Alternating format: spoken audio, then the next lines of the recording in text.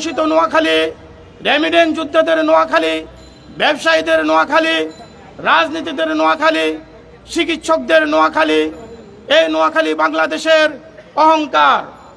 নোয়াখালীর মানুষ স্বাধীনতার এত বছর পরে এসেও একটি আধুনিক বিমানবন্দর আজও নোয়াখালী মানুষের প্রত্যাশা রয়েছে আপনার কাছে। তাই মাননীয় প্রধানমন্ত্রী, আপনাদের কাছে আমাদের আকুল আবেদন থাকবে, অনতিবিলম্বে নোয়াখালীতে একটি আধুনিক বিমানবন্দর স্থাপনের মধ্য দিয়ে নোয়াখালীকে আপনার স্মার্ট বাংলাদেশের সাথে সংযুক্ত করুন। আজ বাংলাদেশ ডিজিটাল বাংলাদেশের অবস্থান পেরিয়ে স্মার্ট বাংলাদেশে এসে অবস্থান করছে। এই স্মার্ট বাংলাদেশে এসে আমাদের যাতায়াত ব্যবস্থা যদি এখনো স্মার্ট করতে না পারি, তাহলে আমাদের এই কথার সার্থকতা থাকবে না। স্মার্ট বাংলাদেশের এই সময়ে এসে নোয়াখালী মানুষের দাবি, নোয়াখালী যাতায়াতের ব্যবস্থাকে আরো বেশি সুন্দর এবং আধুনিক করার জন্য, অর্থনীতিতে আরো বেশি ভূমিকা রাখার জন্য, অর্থনীতির গতিকে আরো বেশি চাঙ্গা করার জন্য, বাংলাদেশের অর্থনীতিতে বিশাল ভূমিকা রাখার জন্য এবং বাংলাদেশের যে ডলার সংকট। এখন ওয়ালটন ফ্রিজ কিনে অনেকের মতো আপনিও হয়ে যেতে পারেন মিলেনিয়ার। সেরা পণ্যের সেরা অফার, ওয়ালটন মিলেনিয়ার রয়েছে। ডলারের কারণে ব্যবসায়ীরা এলসি করতে পারে না, বাইরের দেশ থেকে আমদানি করতে পারে না। এই জন্য বাংলাদেশের প্রত্যেকটি পণ্যের খাদ্যদ্রব্য থেকে শুরু করে, কসমেটিক থেকে শুরু করে, অ্যামিটেশন থেকে শুরু করে, ব্যাগ থেকে শুরু করে নিত্য প্রয়োজনীয় সকল জিনিসপত্রের দাম নাগালের বাইরে।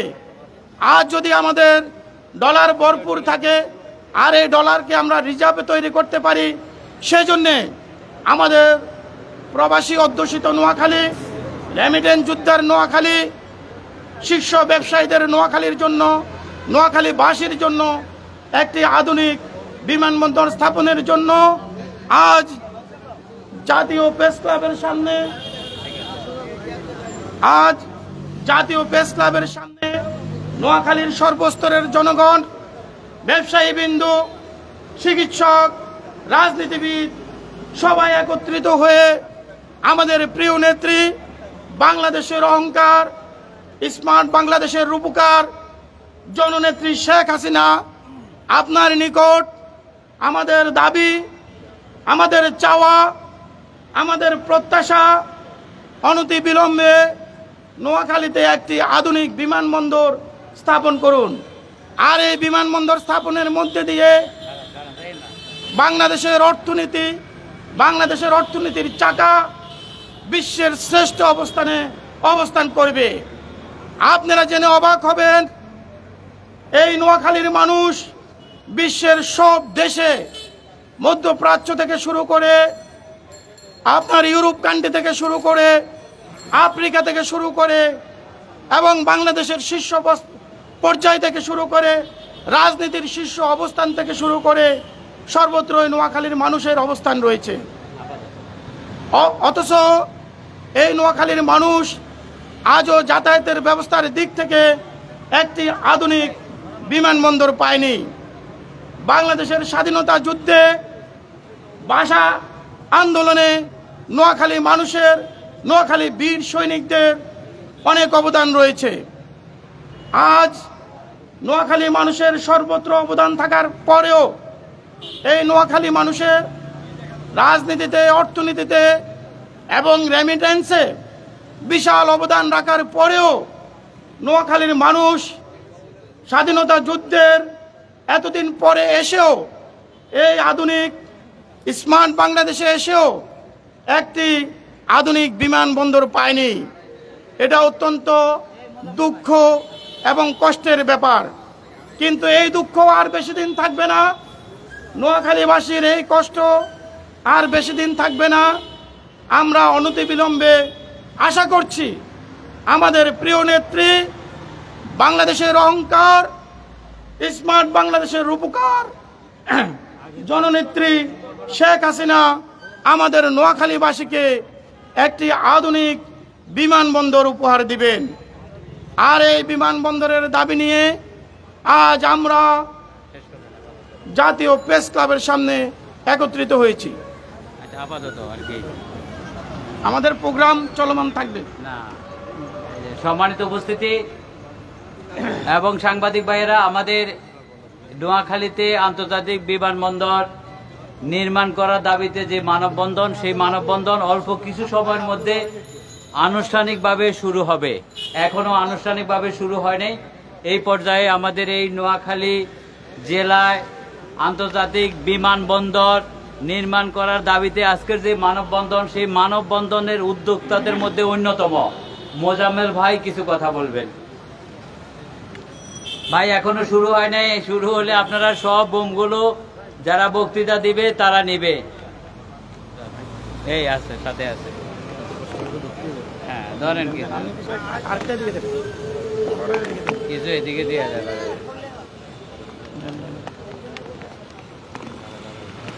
বিসমিল্লাহির রহমানির রহিম।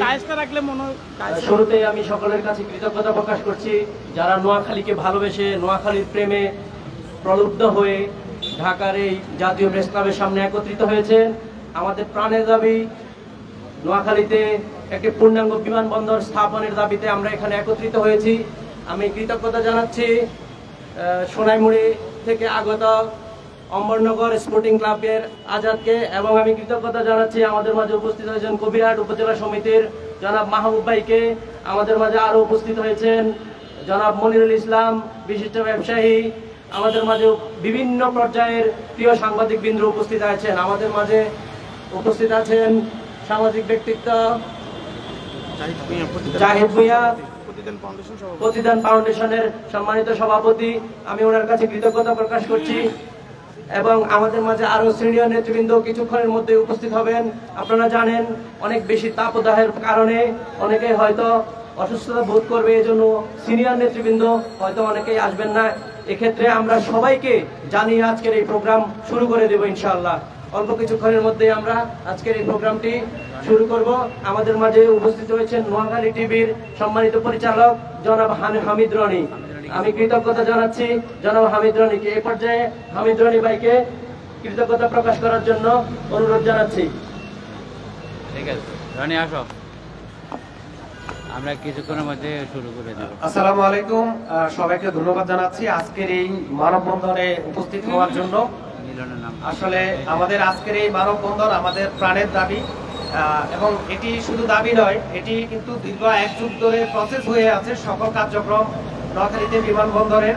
এবং এর আগেও যে বিমান মন্ত্রী, বিমান পর্যটন মন্ত্রী, প্রতিমন্ত্রী তারা কিন্তু অনেকবার ভিজিট করে আসছেন।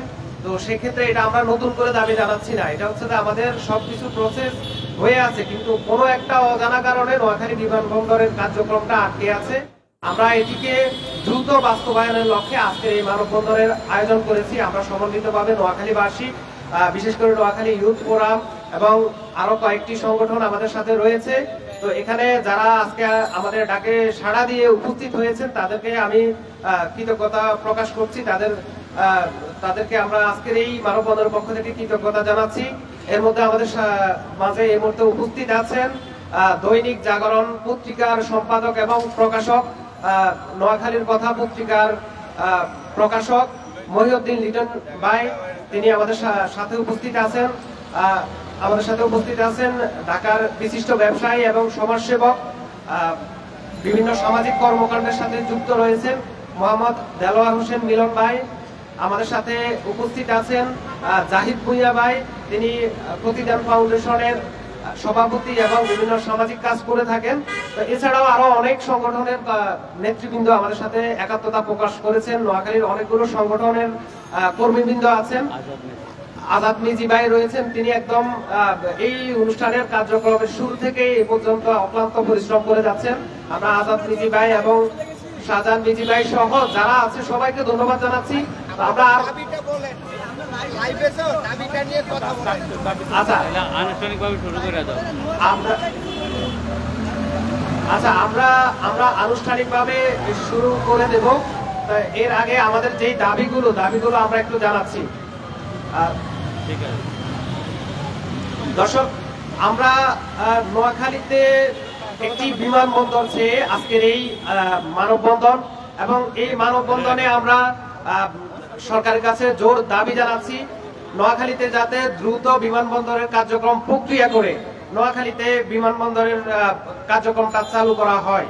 কারণ হচ্ছে যে দীর্ঘ 1 যুগ ধরে নোয়াখালীবাসীকে বিমানবন্দরের বিষয়ে বিভিন্নভাবে কথা দিয়ে আসা হচ্ছে, বিভিন্নভাবে নোয়াখালীর যেই সোনাপুরের সুরলুকিয়া সেখানে কার্যক্রম পরিদর্শন করে আছে, এবং সেখানে একটি রানওয়ে রয়েছে যেটি মহান মুক্তিযুদ্ধের আগ থেকে এটি প্রক্রিয়াধীন রয়েছে। বঙ্গবন্ধুরও ভূমিকা রয়েছে এই বিমানবন্দরের কার্যক্রমের সাথে সংশ্লিষ্ট।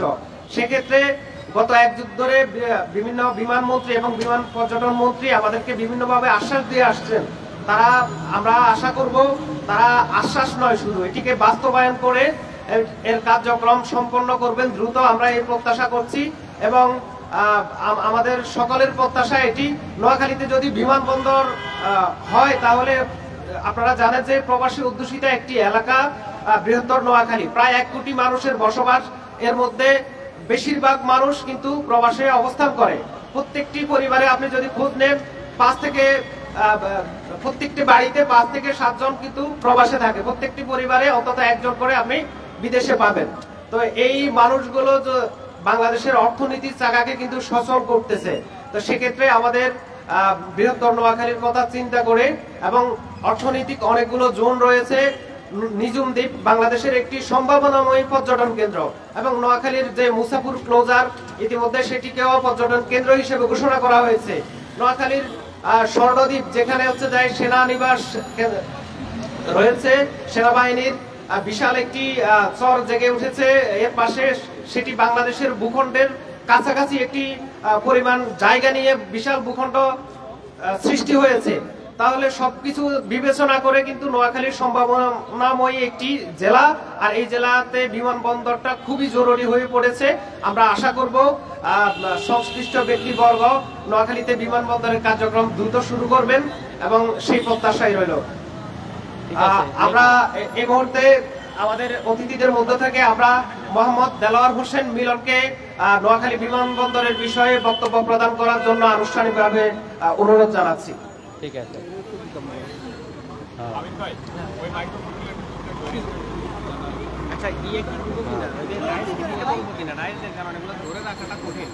ওই যে কি ডাইজ লাগবো, রাখবো না।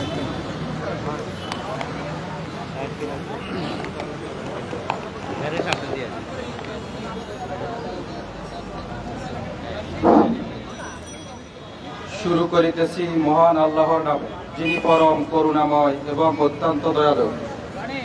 আজকের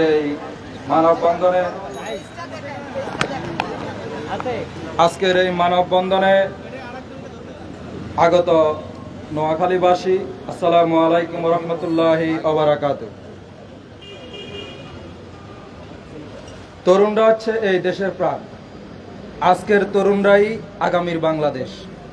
আমরা সবাই যদি যার যার অবস্থান থেকে এই দেশের কল্যাণের জন্য কাজ করি, তাহলেই এই দেশটা এগিয়ে যাবে অনেক দূর পর্যন্ত।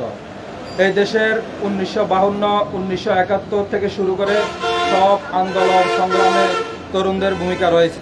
তরুণদের হাত ধরেই এই দেশের সফলতা এসেছে। বাংলাদেশের উন্নয়নে অন্যতম ভূমিকা রেখেছে প্রবাসীরা। আমাদের নোয়াখালীর প্রায় 5 থেকে 6 লক্ষ মানুষ প্রবাসে বাস করেন। আমরা খুবই দুঃখিত।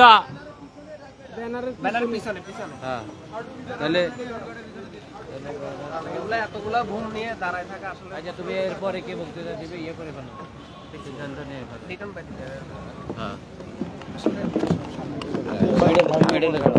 দুঃখিত একটু